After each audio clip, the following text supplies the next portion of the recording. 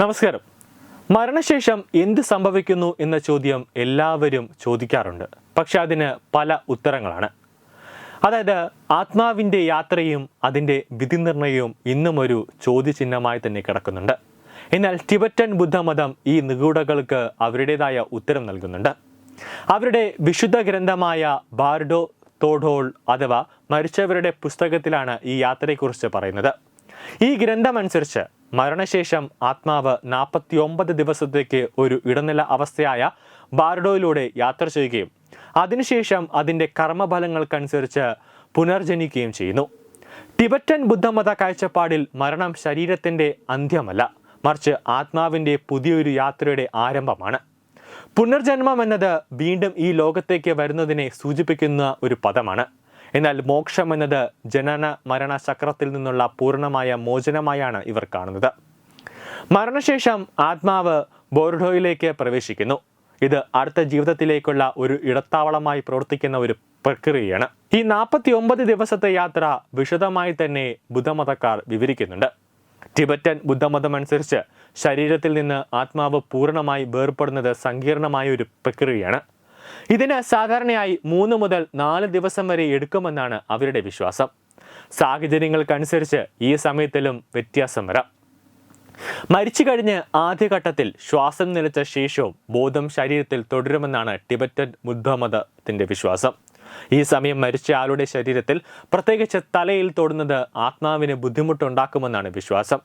ഈ ഘട്ടത്തിൽ ആത്മാവ് വലിയ ശൂന്യതയുടെ വെളിച്ചത്തിന് സാക്ഷിയാകുന്നുവെന്നാണ് അവർ പറയുന്നത്. ഇത് തിരിച്ചറിഞ്ഞാൽ മോക്ഷം ലഭിക്കുമെന്ന് കരുതുകയും ചെയ്യുന്നു. രണ്ടാം ഘട്ടത്തിൽ ശരീരത്തിലെ ഊർജ കേന്ദ്രങ്ങളിൽ നിന്ന് ആത്മാവ് ക്രമേണ പിൻവാങ്ങുന്നു. ബോധം ആദ്യം മൂലാധാര ചക്രത്തിൽ നിന്ന് പുറത്തു കടന്ന് മുകളിലേക്ക് സഞ്ചരിച്ച് ഒടുവിൽ സഹസ്രാര ചക്രത്തിലൂടെ ശരീരം വിടുന്നു. മൂന്നാം ഘട്ടത്തിൽ അഥവാ മൂന്നാമത്തെയോ നാലാമത്തെയോ ദിവസം ആത്മാവ് പൂർണ്ണമായും ശരീരം വിടുന്നു. ഇതോടെ ചോനി ബാർഡോ അഥവാ മരണാന്തര അവസ്ഥ ആരംഭിക്കുന്നു. ഈ ഘട്ടത്തിൽ ആത്മാവ് വിവിധ ദിവ്യവും പ്രതീകാത്മകവുമായ ദർശനങ്ങൾ കണ്ടുമുട്ടുന്നു എന്നാണ് അവരുടെ വിശ്വാസം. കൂടാതെ അപകടങ്ങൾ പോലുള്ള പെട്ടെന്നുള്ള മരണങ്ങളിൽ ആത്മാവ് വേർപിരിയാൻ കൂടുതൽ സമയമെടുത്തേക്കാം. എന്നാൽ ശാന്തമായ മരണങ്ങളിൽ ഇത് വേഗത്തിൽ സംഭവിക്കാമെന്നും ഗ്രന്ഥത്തിൽ പറയുന്നു.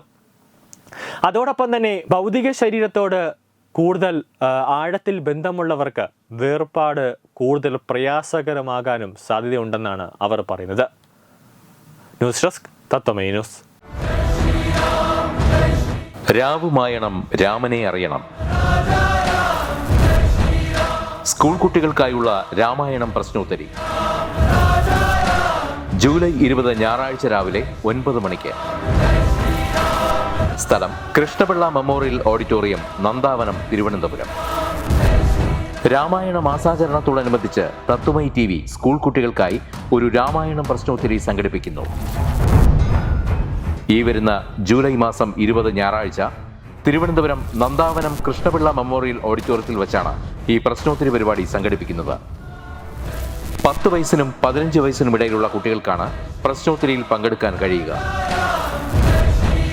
പങ്കെടുക്കാൻ താല്പര്യമുള്ളവർ പേര്, പഠിക്കുന്ന സ്കൂളിന്റെ ID കാർഡ്, ജനനത്തീയതി തെളിയിക്കുന്ന തിരിച്ചറിയൽ രേഖ എന്നിവ സഹിതം 9034347838 എന്ന നമ്പറിലേക്ക് വാട്സപ്പ് ചെയ്യുക. ഒരു കുട്ടിക്ക് 100 രൂപയാണ് രജിസ്ട്രേഷൻ ഫീസ്. പ്രവേശനം ആദ്യം രജിസ്റ്റർ ചെയ്യുന്ന 54 കുട്ടികൾക്ക് മാത്രം. വിജയികൾക്ക് ആകർഷകമായ സമ്മാനങ്ങൾ.